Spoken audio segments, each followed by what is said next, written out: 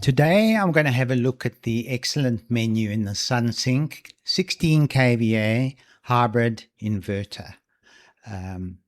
So this is the home page, and from the top left it tells you whether the inverter is on or off, customer's name here, and there's a help menu, and there's a settings menu to set all the parameters on the inverter.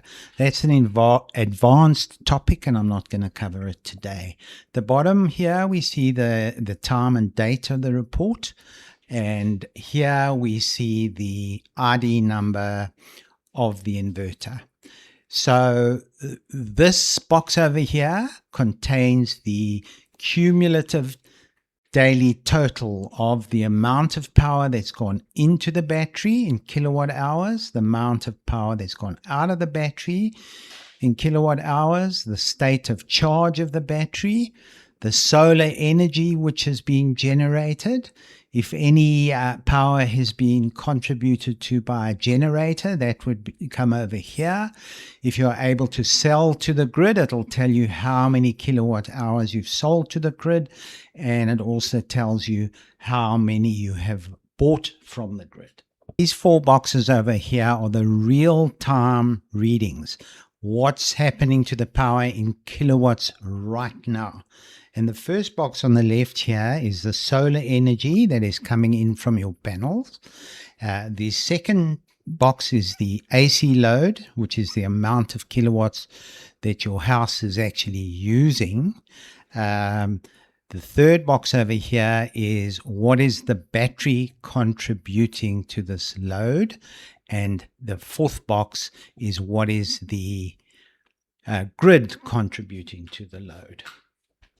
So let's have a look at the sub-menus. In the solar box, we can see the current power, the day, the month, the year, and the grand total.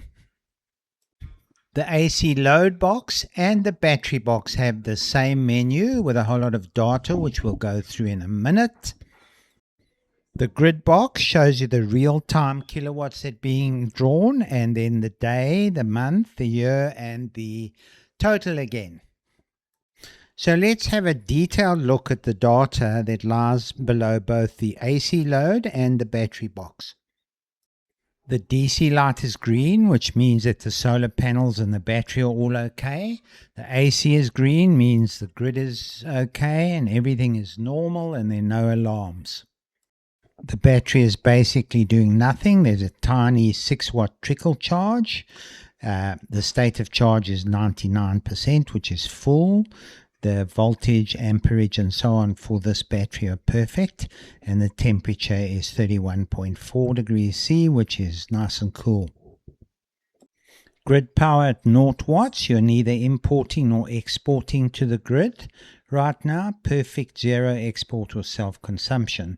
The grid is healthy at 50 Hertz, 245 volts and 2.5 amps.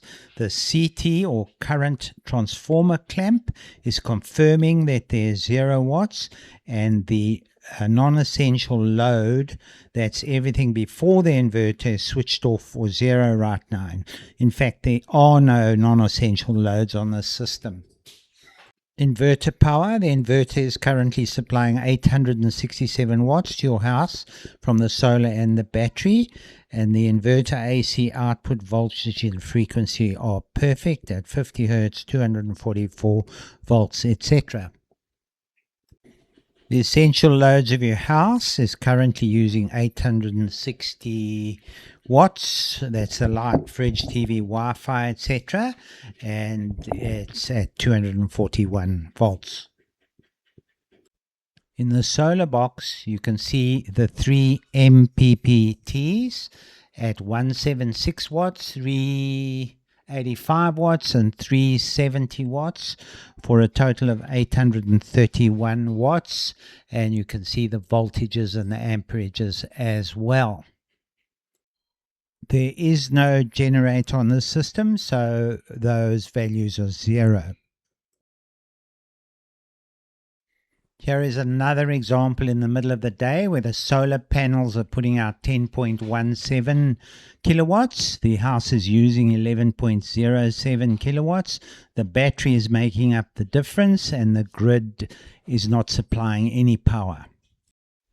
Here is a sub-menu of that reading where you can see the battery is supplying 1,309 watts, the solar 11,050 watts, and the grid is supplying 20 watts, and the load power is 11,070.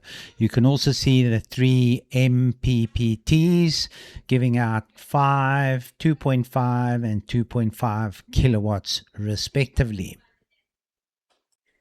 Here's a different reading from a cell phone app, and you can see on the left the 3 MPPTs supplying various amounts of wattages.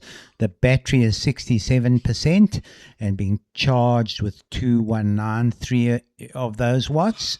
The grid is supplying 20 watts and the load is 5.62 kilowatts.